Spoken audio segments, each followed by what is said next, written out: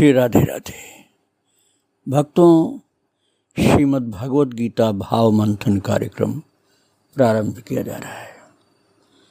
कल आपने श्रवण किया था 50वें श्लोक, गीता जी के दूसरे अध्याय के 50वें श्लोक के व्याख्या अर्थात भाव मंथन, और जिसमें आपने श्रवण किया था कि समत्व बुद्धि योग भगवान कृष्ण के द्वारा बताया हुआ एक अद्भुत योग है, जिसमें यदि अच्छी तरह से कोई संलग्न हो जाता है तो कर्म में लिप्त न होने के कारण पाप पुण्य दोनों से मुक्त रहता है वो, और जबकि संसार के कर्म भी करता है फिर भी पाप पुण्य दोनों से मुक्त रहता है।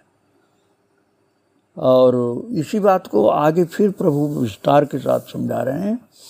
51वां श्लोक, आइए हम आप पहले पाठ करते हैं दूसरे अध्याय का 51वां श्लोक। कर्मजं बुद्धियुक्ता हि फलं त्यक्त्वा मनीषिणः जन्मबन्ध विनिर्मुक्ताः पदं गच्छन्त्यनामयम्। कर्मजं बुद्धियुक्ता हि फलं त्यक्त्वा मनीषिणः जन्मबन्ध विनिर्मुक्ताः पदं गच्छन्त्यनामयम्। प्रभु ने श्लोक बोला है। भगवान के बोले हुए श्लोक सब मंत्र हैं, जीव का कल्याण करने वाले हैं। आइए शब्दार्थ पर विचार करते हैं। भगवान कहते हैं कर्मजं बुद्धियुक्ता हि फलं त्यक्त्वा मनीषिणः। मनीषी जन जो हैं, मनीषी जन अर्थात ज्ञानी जन,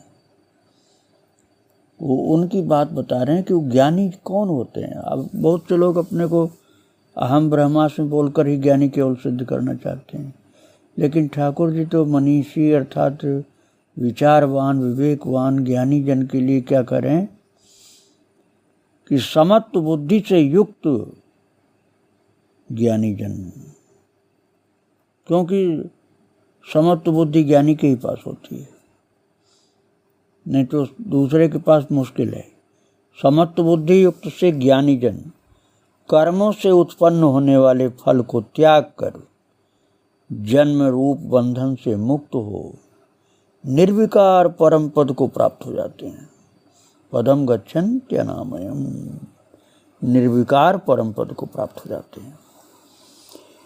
अब यहाँ शब्द प्रयोग किया गया भक्तों बुद्धियुक्ता। अब बुद्धियुक्ता का मतलब आप चालाकी वाला मत समझ लेना। बुद्धियुक्ता का तात्पर्य समत्व बुद्धि योग से युक्त।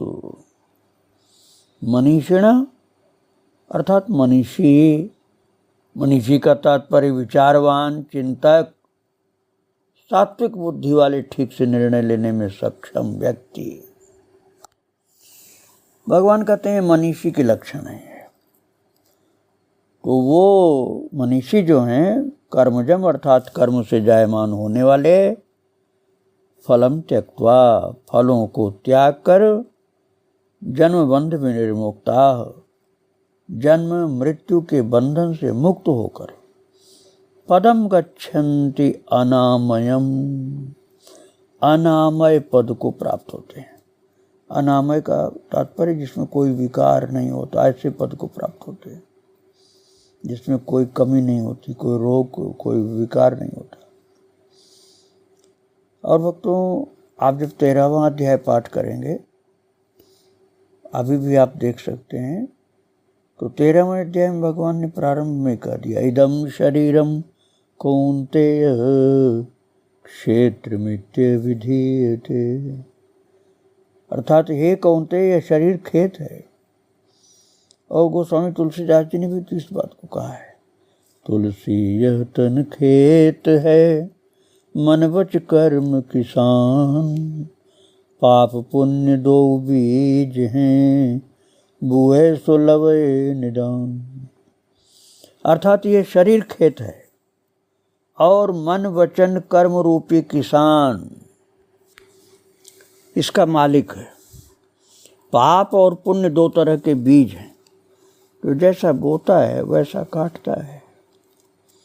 पाप बोओगे तो पाप काटोगे, पुण्य बोओगे तो पुण्य काटोगे।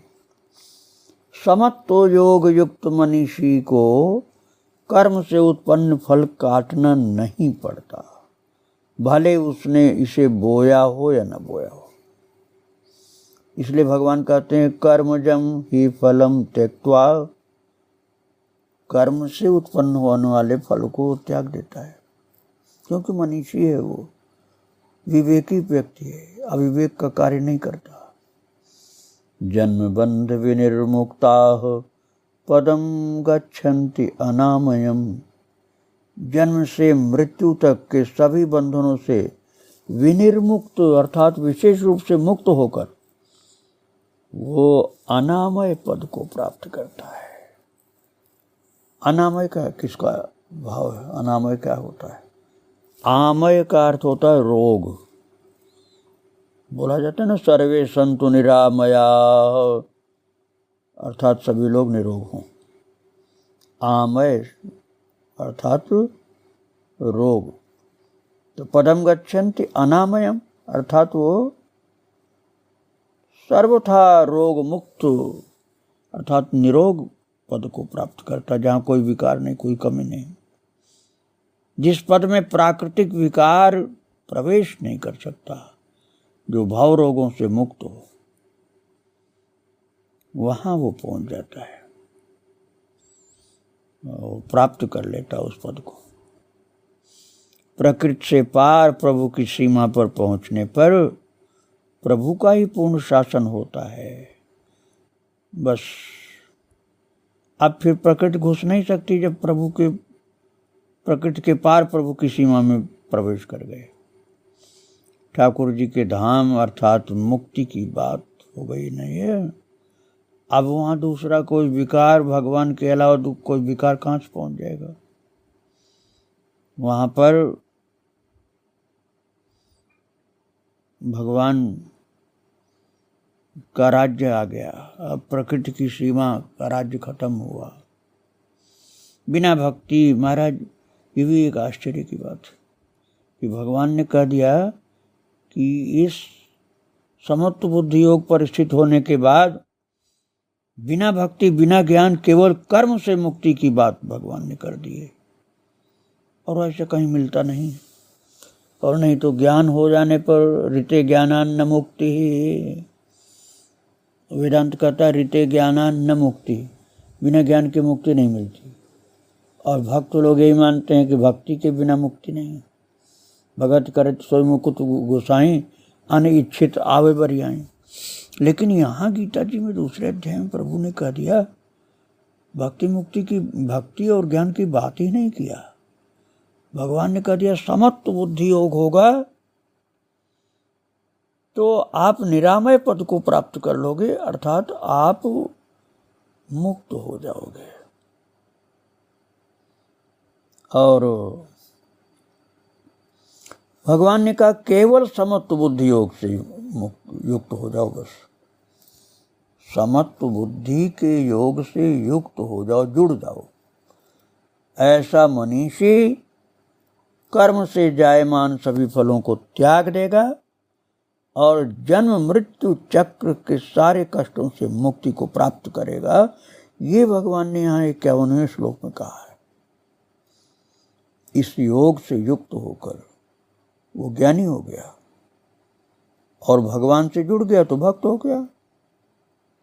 अब आप देखिए दोनों लाभ है इसमें। तो साधना ने भक्ति की किया न ज्ञान की किया। साधना न तो भक्ति की किया न साधना ज्ञान की किया। साधना क्या किया? समत्व बुद्धि योग। प्रभु ने एक विलक्षण बात ये कही है जो जल्दी किसी शास्त्र में शायद नहीं मिलेगा कि आप समत्व बुद्धि योग में पहुंच जाओ। समत्व बुद्धि योग में स्थित हो जाओ, केवल इतना ही करना, तो फिर इस योग से युक्त होकर के ज्ञानी भी हो जाएगा और फिर भगवान से जुड़ जाएगा, फिर भक्त भी हो जाएगा। बहुत बड़ा लाभ है गीता के इस योग का। इतना बड़ा लाभ है कि जल्दी कहीं और नहीं मिल सकता है।